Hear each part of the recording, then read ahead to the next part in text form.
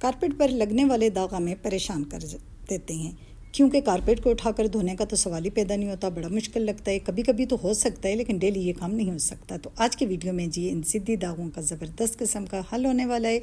और उसके अलावा जिन बहनों के पास वैक्यूम नहीं है और वो अपनी कारपेट को वैक्यूम जैसी सफाई देना चाह रही हैं, तो आज की वीडियो उनके लिए है।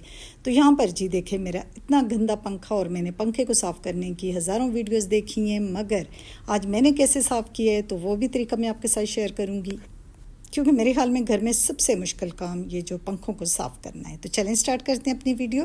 अस्सलाम वालेकुम माय यूट्यूब फैमिली, कैसे हैं जी आप लोग? होपफुली ठीक ठाक होंगे। अल्हम्दुलिल्लाह मैं भी ठीक हूँ।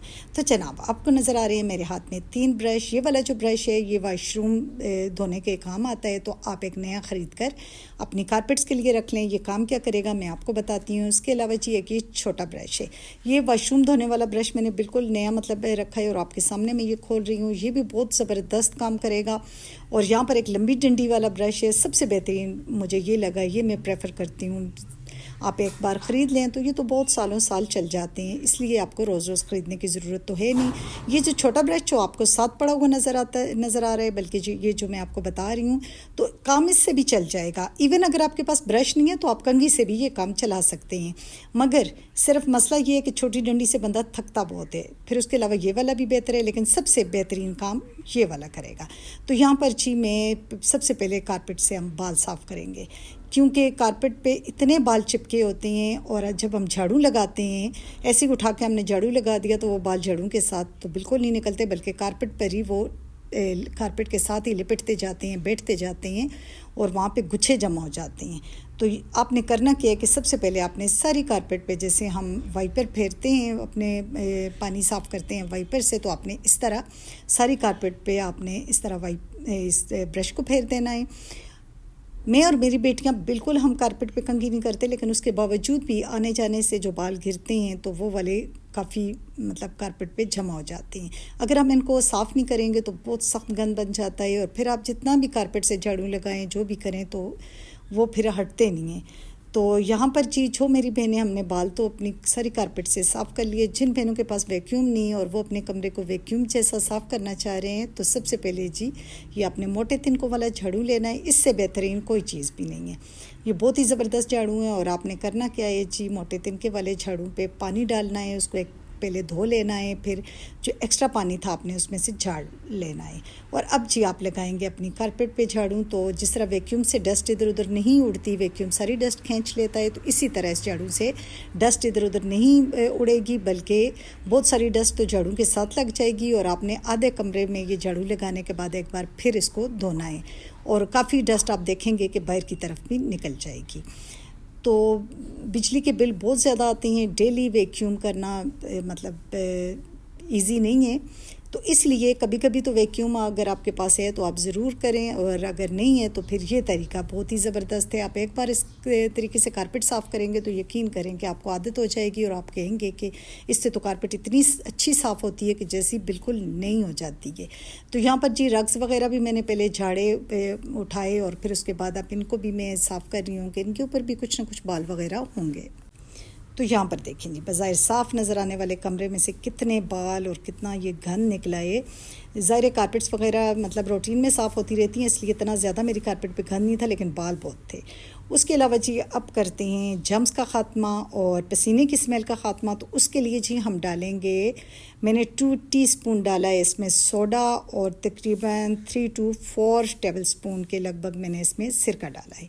पानी लिए, पानी आपने नीम गर्म लेना है, या थोड़ा सा नीम गर्म से तेज़ गर्म हो तो ज़्यादा अच्छा है, ताकि जम्स भी ख़त्म हो जाएं और जी पसीने की स्मेल भी ख़त्म हो जाएगी इस तरीके से। अब इसको आपने पानी में हल करके कोई भी सॉफ्ट सा कपड़ा आपने डिप कर लेना है।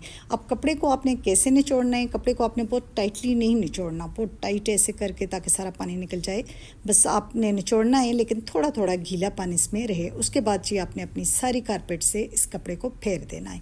अब आपने आधी कारपेट इस तरह साफ़ कर ली। इस कपड़े को आपने फिर पहले आम पानी से धोना है टैप के नीचे, और उसके बाद दोबारा से उसी बाउल में आपने डिप करके निचोड़ कर तो आधी कारपेट उस तरह साफ़ करनी है। इससे सारे जम्स ख़त्म हो जाएंगे, पसीने की स्मेल बिल्कुल ख़त्म हो जाएगी, और आपका रूम फ्रेश हो जाएगा।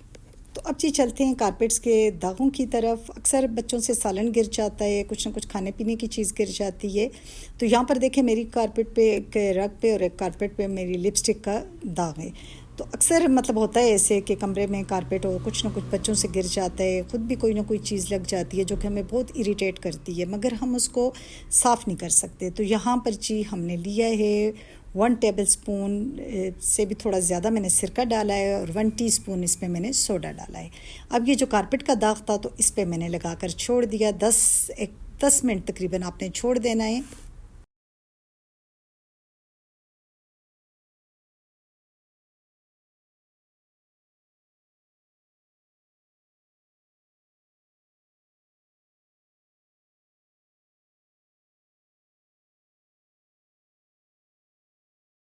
उसके बाद जी आपने छोटी सी कपड़े का कोई पीस छोटा सा लेना है और उस पर हल्का सा आपने हैंड वाश या बर्तन धोने वाला जो लिक्विड होता है वो लगाकर आपने इसको हल्का हल्का ऐसे रगड़ना है। और यहाँ पर देखें ये कितना लाइट हो गया है। बस अब इस कपड़े को मैं दोबारा से धोऊंगी और दोबारा रगड़ूंगी। 2 से 3 बार ऐसा करने से आप खुद हैरान हो जाएंगे कि आपके दाग, कारपेट के दाग बिल्कुल गायब हो जाएंगे। आगे मैं कोई वीडियो आपके साथ शेयर करूँगी कि जैसे ऑयल वगैरह गिर जाता है, सालन के दाग लग जाते हैं, वो हम कारपेट से कैसे साफ़ करें। देखिए यहाँ पर देखें जी कितना ये लाइट हो गया है। तो अब बस इसको मैं साफ़ कपड़ा भिगो कर इसके ऊपर मारूंगी और जब ये ड्राई होगा तो बिल्कुल हमें नज़र नहीं आएगा।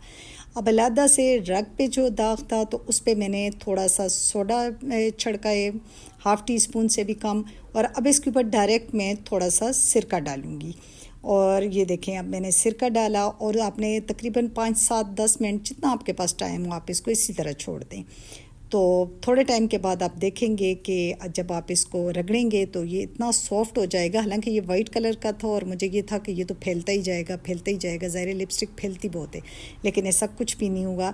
शुरू में थोड़ा हल्का हल्का मुझे साइडे में इसकी पिंक लगी, लेकिन थोड़ी सी मेहनत की, मतलब इस कपड़े को 2-3 बार धोया, दोबारा लगाया, थोड़ा सा हैंड वाश साथ लगा कर मैंने रगड़ा।